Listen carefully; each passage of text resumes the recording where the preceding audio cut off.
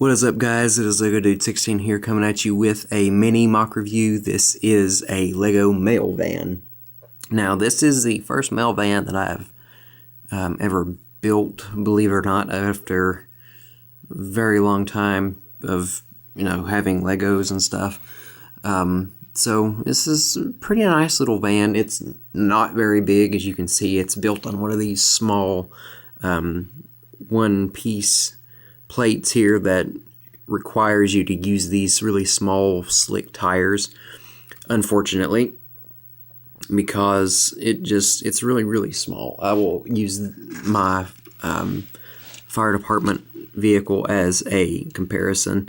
It is just tiny, kind of. It's about the same height, but I mean, compared to other vehicles, it's really small.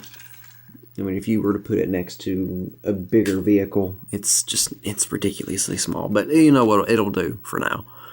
So it's pretty basic. Just have your yellow and red color scheme there. Got a little mailman in there, and almost afraid to do all this because it might all fall apart. But I think we'll be okay for right now. There's also a little bag back here with letters in it. So it's just pretty plain, nothing really all that special about it, really.